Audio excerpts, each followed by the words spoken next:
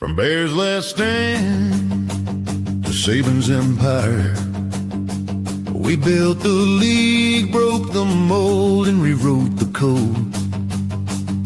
Crimson Tide, unstoppable, undeniable, untouchable. 7-9 champs, goal line stand. Barry Cross made Penn State fold their hand. Chile ran, Ogilvie danced. Sugar Bowl glory, banner advance. Ray Perkins brought Bennett's wrath. 3-time All-American cleared the path. Bill Curry's crew, Siren Stacy's fire. Feet steep crown, Crimson never tired. Gene Stallings, 9-2 reign. Teague stripped Miami, left them in pain. Jay Barker, Lassick, Odin Tide. Langham locked down, Thorpe took flight. We're nothing but a winner. The best to ever do it. Crimson Tide rolls deep. No one cannot do it. Built for the lights, bred for the fight. We don't chase greatness, we define it right.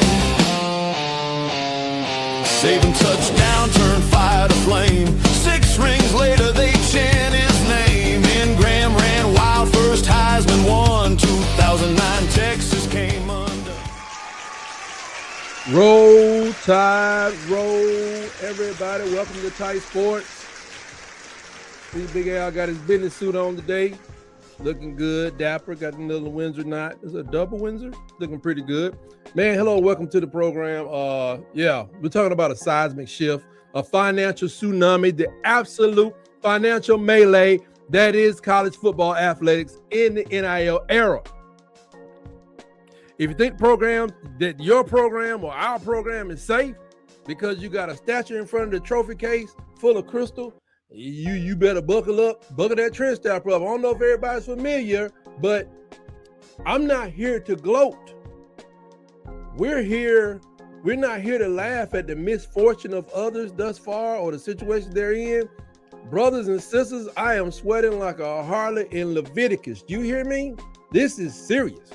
As a man who bleeds crimson, I am telling you that if the Seminoles are sinking, the tide might just be treading water because this money thing is real. We're going to dive into the ledgers, look at the debt. We're going to see what's going on. I know you may have heard a little bit about it, but let's look at the real deal of what's going on out here. This is a financial horror show. The vultures are circling the stadium lights, and I'm telling you, it's not pretty. I don't like where this is going. If you look down at Florida State just announced they had a $437 million heart attack in their athletic department as of February 2026. They had an increase of $200 million of debt in 1 year, one season. And you know, athletics probably account for 1,000 students. They got 46,000 students, maybe 500. 46,000 students, and they represent, reportedly, allegedly, it's been hinted at or whatever. They not just buying jerseys. That is 71% of Florida State's total debt for the institution. That's a lot of money, y'all. Seminoles, they just closed the fiscal year, like I said, 437. This is a debt increase of 2,465% since 2020, as reported by The Athletic. That's crazy.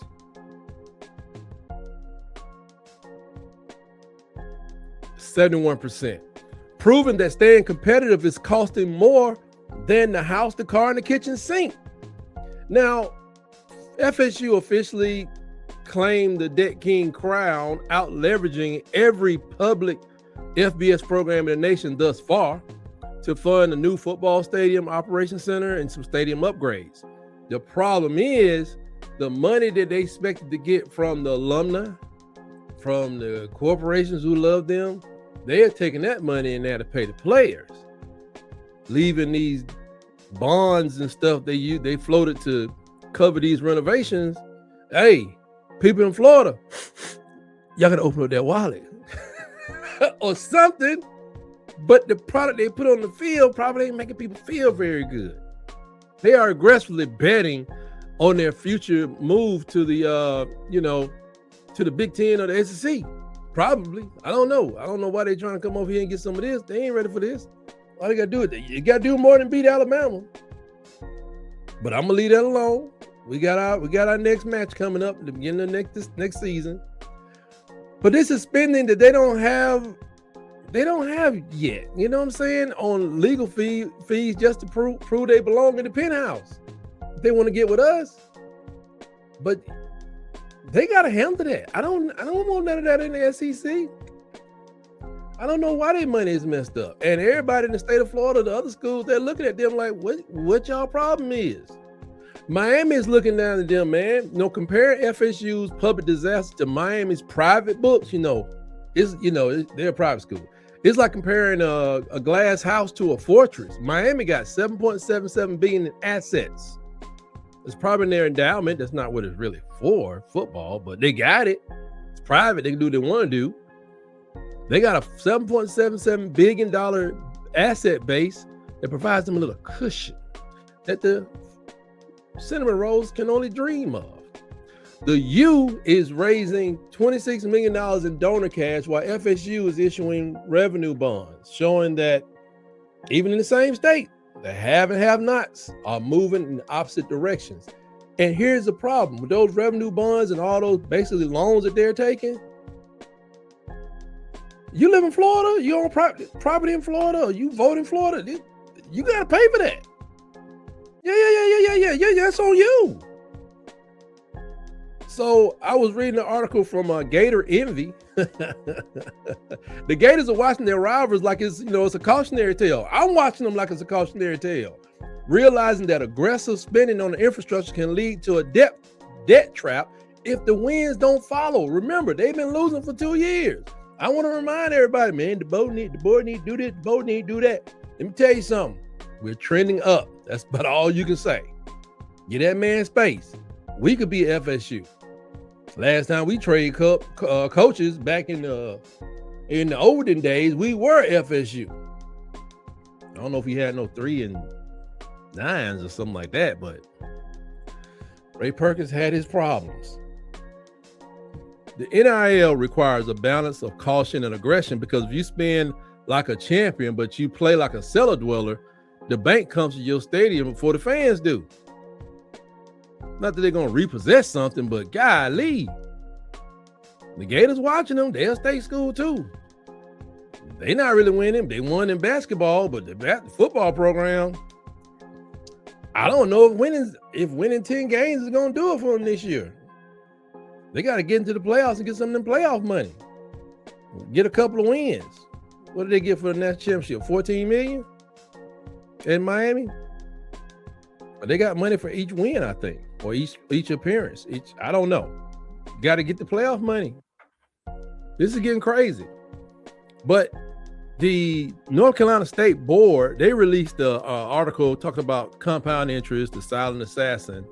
And it's talking about, the compound interest, man, is at the door as programs are realizing that borrowing hundreds of millions of dollars at today's interest rates are a recipe for a decade of financial purgatory.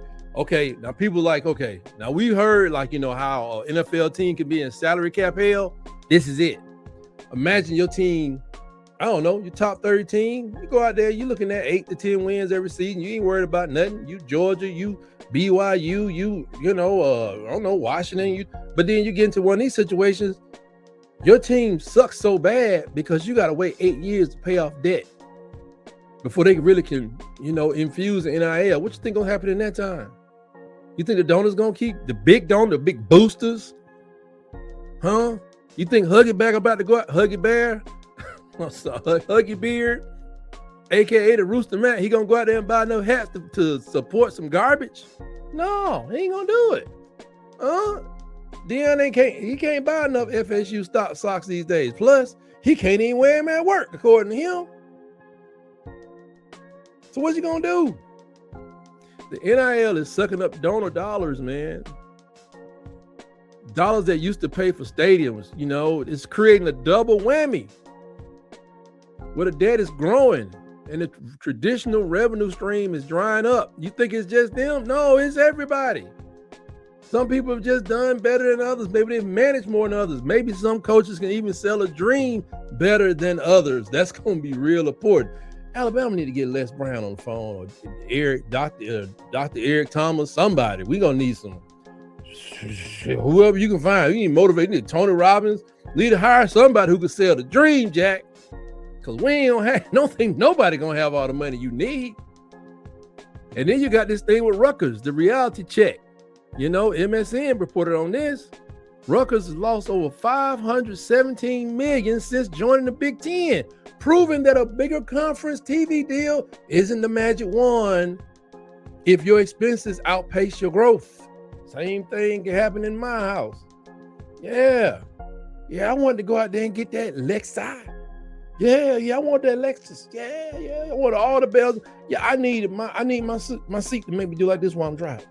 Yeah, I want the Lexus. I want to. No. I got that Toyota.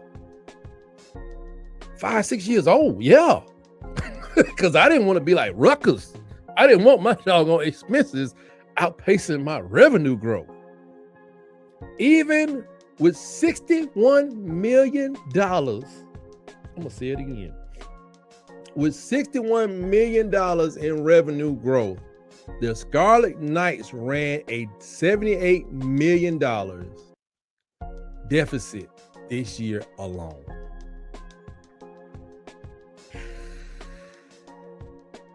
So 61 came in and you still behind set. Man, just go ahead and join the SIAC. Just in case you don't know, my undergrad college is at Tuskegee University, HBCU, Division II. $61 million is probably the whole doggone conference's budget. That's where they need to be at. They can't play with these big boys out here. So what you supposed to do right now? Gonna subsidize this with student fees or taxpayers who just want to win a bowl game? Ain't nobody going to pay for this. Now, I throw that out there to say, folks, here's where we are going, folks. And I don't think you're going to like it because I don't like it already. Imagine for a minute to step away from the football field. You buy a home. All right, you've been there for 24 years. You had a late payment, but you never had a missed payment.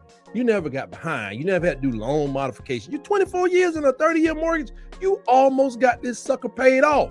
All of a sudden, you do have illness. Something comes up where you can't pay your bills on time. Every 3 months, you making backup payments. Then you finally go in and you pay for that loan modification. They take your payment down 25, 30%. You think, oh, I'm good. So, you think I'm good. They let you catch up. They modified it. They put some interest to the end of the loan and all that stuff. And you think you good, but then all of a sudden the bank and some dude or some people is standing at your door one day and they got their suit on. And they say, hey man, we kind of own a little bit of this house. But what we gonna do, we're gonna put a tenant in your house to make sure you never miss a payment again. See that? They gonna, you usually about $600 off, they gonna pay $1,200, but they gonna stay in your house. Problem solved. You gonna be good, it's gonna go down without a hitch. You gonna be straight. No, it's not. No. You wouldn't like that. I don't like that. It hurt me to even say it. Neither will our administrative and our coaching staffs at our football team, because here comes the new power brokers of football. They call them private equity. Now listen to me. The vultures aren't just circling, they've landed. Private equity is no longer in the lobby saying, you need a little cash, little lady? No. They in there, man. They are in the war room. And let's talk about how this works. It's like a payday loan for football.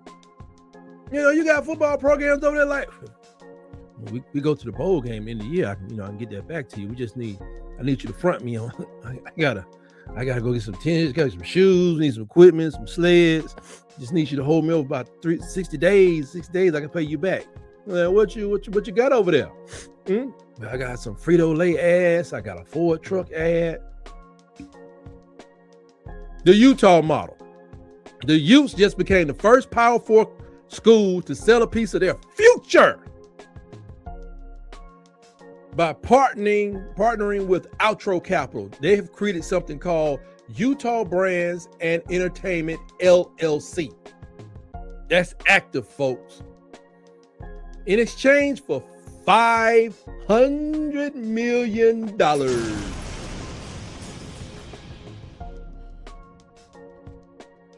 In exchange for $500 million, the school has handed over a minority stake of their commercial soul.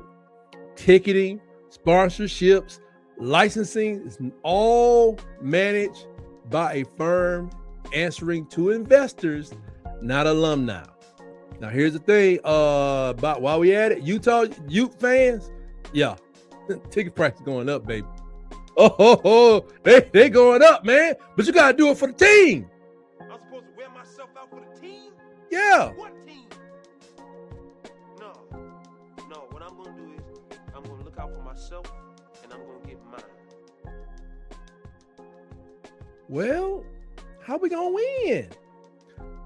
How long do you think alums are gonna put up with these people not calling shots? And I ain't talking about the average. Some of the people that they went out, they made a name for the Utes. The captains of industry. They may be a 100 millionaire or 9-figure-aire or whatever, but you're talking about people got billions. They gave you $500 million. If you gave somebody $500 million, what you want? Everything. Unless they can show you somebody that gave them $600 million.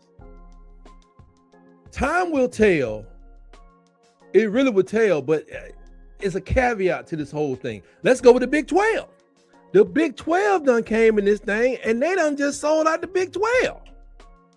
I don't even know how this is going to work out. The whole conference is flirting with this thing called Redbird Capital, and for a commercial accelerator. They want to take $30 million in a credit line per school to fund roster costs and in exchange for like a percentage of new revenue. I can see this as a disaster because really, if you're gonna play this private equity game, yeah, they're getting $30 million. Utah just got $500 million. So you got to go out and pay the Utahs and whoever's they get $500, $300 million, maybe even get $100 million to the $500 up front. You getting $30 million from this one company. I see this as a disaster. One that, if it's not approved by these deals have to be approved by more than just the school. If it's a state school, don't they need the governor and the legislative buy-in? Private equity calling the shots, man, from the conference office, this gives them too much power over a state institution, if you ask me. And like, let's say Kansas decides, we got a guy, he want to come in and he want to do $100 million deal for 5 years on Kansas basketball. And that firm decides to go in a different direction. Who has authority?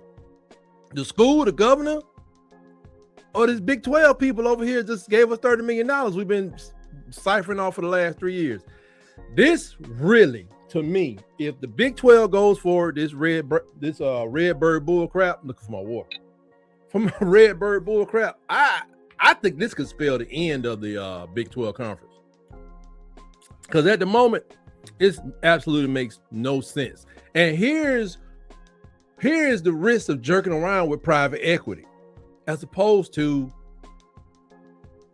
Mark Cuban, alumnus of Indiana, as opposed to my man down there, Yellowwood at Auburn, who just loves Auburn, as opposed to, I'm trying to think of the billionaire at Texas Tech, who graduated from Tech, played offensive line at Tech, poured $37 million into that team. Here's the difference between that and this.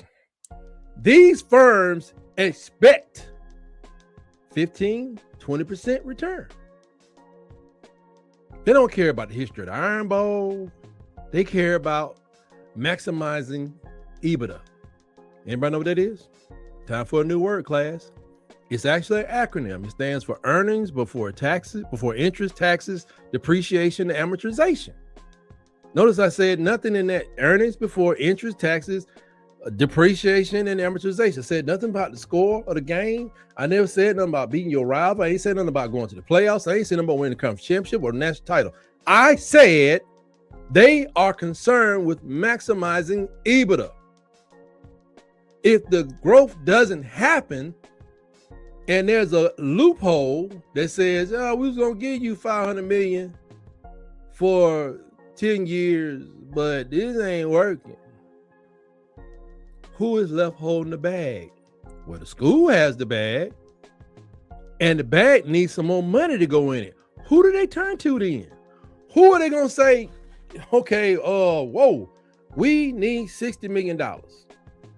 You're in the same boat that Rutgers is in today. And the private equity folks said, screw the Utah, we going to UNLV because we're going to team up with a casino and we're going to put money in the U. Fresh off the wire right now, I don't know if you heard about it, Mr. Beast, and I'm going to do a thing on it. Mr. Beast is deciding, because he's sitting around with a whole bunch of money. He done, thank God, God bless him, he put a bunch of wells in Africa in different remote areas of the world who don't have decent clean water. He's done a lot of that, so now he's bored. What does he decide to do with his money? Kind of the Mark Cuban model. I don't know if he went to East Carolina. He is going to put $100 million into ECU athletics. That's a scrappy school. Trust me when I say that man may win that championship. Just for the kicks and giggles. Okay? So who do you turn to when the private equity say, this ain't working? As you can read now, per our agreement, we said we were going to review the agreement every 3 years. It was a 10-year deal, but you done told alumni, big baller, big shot caller number one, you told him to kick rocks. You told him to get up out of there. You know, you told him like, we can't do nothing for you, man. They doing it. They said that we had to do it like this. They told us to fire your classmate who was the AD. Fans, we turn to the fans. I'm like, man, I can't afford them tickets. When you started with these people 3 years ago, tickets was $175, now they're $462. I ain't going out there no more. I watch y'all on ESPN on tape delay, or watch the little clips on YouTube. What you gonna do then? Huh? Wait, the money's all gone. Private equity is gone. They may have took a little small loss, and you try to tell them, making 3% profit is not bad. We told you we were looking to make 15, 20%. 3% is just too close for us. We here to make money. Who gonna be there for you? Boosters? Alums? Fans? Love Dirt Road alumni, but dog, there's a limit. And I just can only imagine, it may not happen in every place, but you know them guys looking for 15, 20%. How many games did he win? He won 9. What year is this? Year 2? I think we can go in a different direction. What? Alabama fans, look in the mirror. Reportedly, we made a $16.7 million profit. You know, I'm gonna give you a little. That's good. That's good. Yeah. It's good. You know, said 16. Hey, you can't shake a stick. Hey, that just don't pop up. But here's the problem.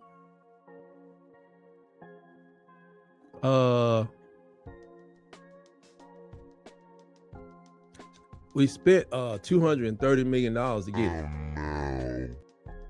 it. Yeah. We are a bad season away. That's what I said when, trending, them 2 games in the playoffs, even though we got to win, we got to beat down. Go look and see how much money. Go see how much money they made for. I don't know if this made from 2020. It's maybe from 2025. It could be from 2024. But look at how much money they played by playing Oklahoma and losing to Indiana. Bet you it's close to $16.7 million. What does that mean? Yeah. The boy got us trending upward.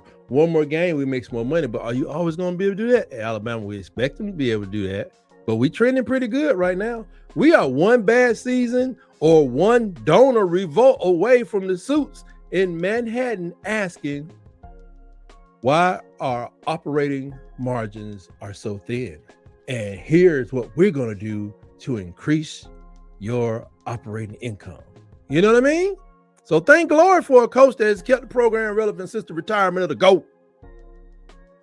Like I said, we're trending up because of Coach Kellen DeBoer, AD Greg Byrne, and staff still selling the mission, giving players a reason to buy into the mission going forward, not just the pass.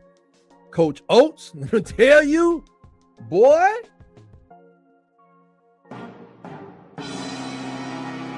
Coach Oates, you need to get this crap together because your expenses are not turning to enough meaningful wins, bro. They're not. This ain't no game no more. This isn't a game. It's a wall. It's this college football, old college football, the CFA. It is now Wall Street acquisition season in the CFA. That's where we are. So to avoid the Brooks Brothers suits from coming in and taking all the good seats in Bryant-Denny Stadium, and coaches having to, coaches got to put winners on the field, or they're going to take over to keep us, you got to win to keep rolling with the tide, man. And for the love of Bear Bryant, somebody please make sure we have highly qualified individuals examining these expenditures before we commit to them. I'm out of here, man. I just want to throw it out there for y'all. Subscribe to the channel, man. I'm gonna keep hitting these topics because, like I said, this ain't exactly about Alabama. Definitely impacts Alabama in the long run. Because I don't know, what if LSU up jump the boogie and they got a casino pushing them?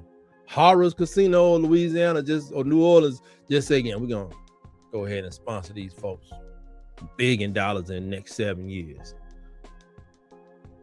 We can't buy enough hats and shirts.